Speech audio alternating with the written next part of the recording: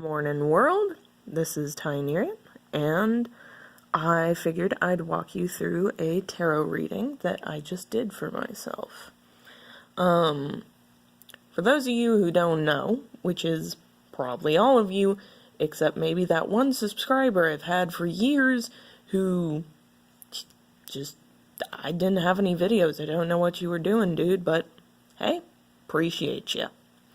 Anyways, I am using the Welcome to Night Vale Tarot deck. It is really, really pretty, and this crappy phone will not do it justice.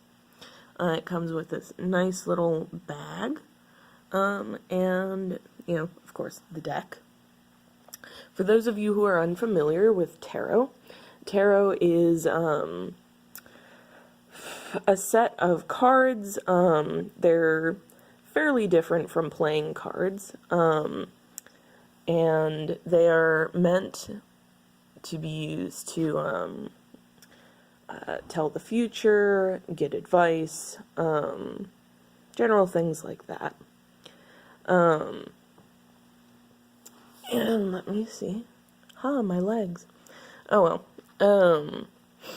So this particular deck was to divine what would be the overall outcome of me worshiping Satan.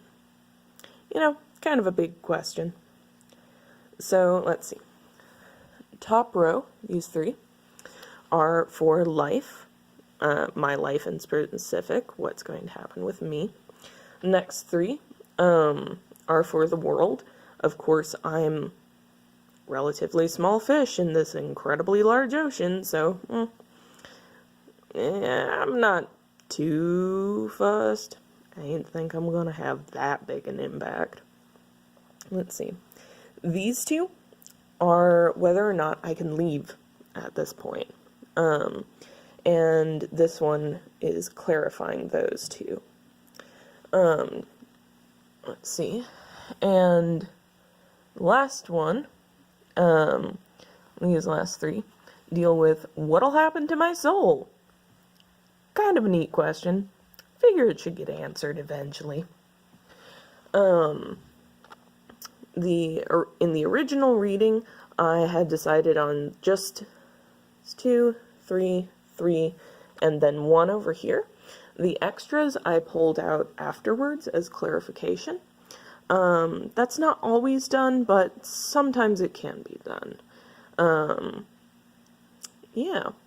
So I am going to go through card by card, and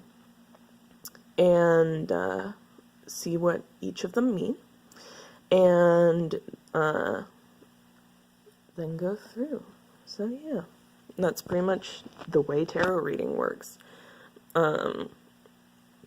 You have your spread, you have the meaning of the placement, you place the cards down, and then you read what each card means and relate it to the others, if there is, a clear relation, or the placement dictates that there should be a relation. And then you read the meaning of each individual card and apply it to your situation. Let's see. So, first of all, I'm going to start with me, because, at the top and all that. So, we have the Nine of Cups. The Nine of Cups talks about, it is both it's a signal that one is kind of stuck in their own head, in their own ideas and imagination and fantasy. And it can be both a good thing and a bad thing. Right side up, it's more likely to be a good or healthy thing, but it is a warning to make sure that you don't get stuck in your head. And, to keep an eye on reality as it happens. Give you another sort of close-up what the art is like, because the art on these cards is gorgeous. Alright, next one. Four of Wands. This one is celebration. It's joy, it's celebration, it's flashiness, it's going out and having a good time, which, yeah, that sounds pretty good.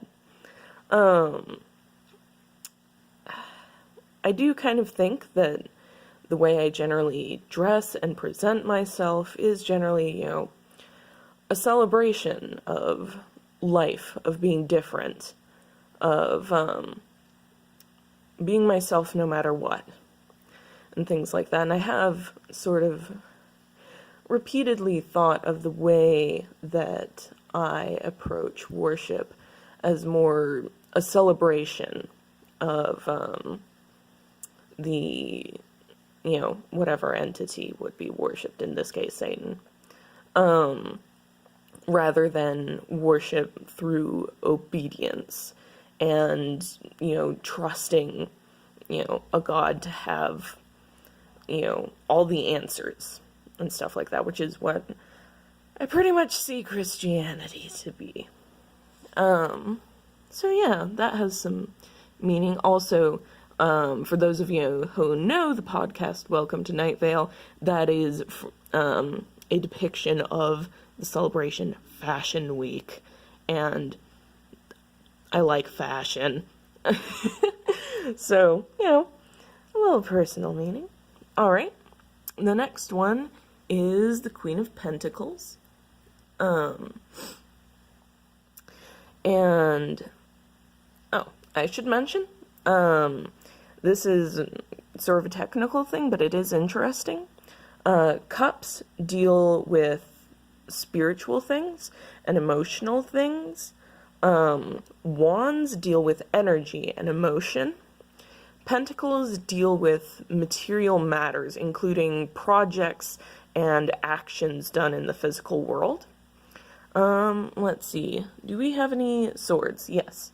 Swords are all about intellect, thought, knowledge, logic, also swiftness and calculating. Cups, water, wands, fire, pentacles, earth, and swords are air. So, after that brief interlude, the Queen of Pentacles. The Queen of Pentacles is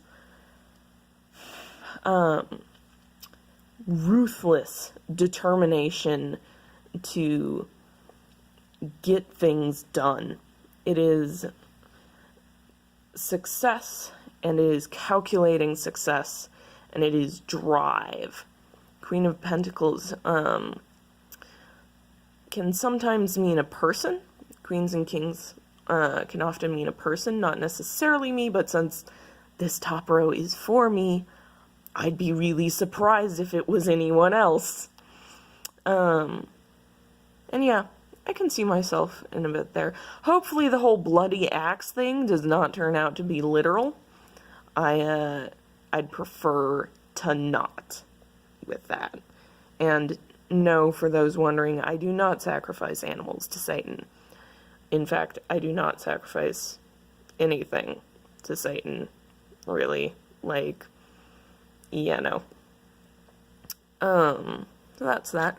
I'm gonna save the soul stuff for the last part because it's spooky and exciting and stuff like that.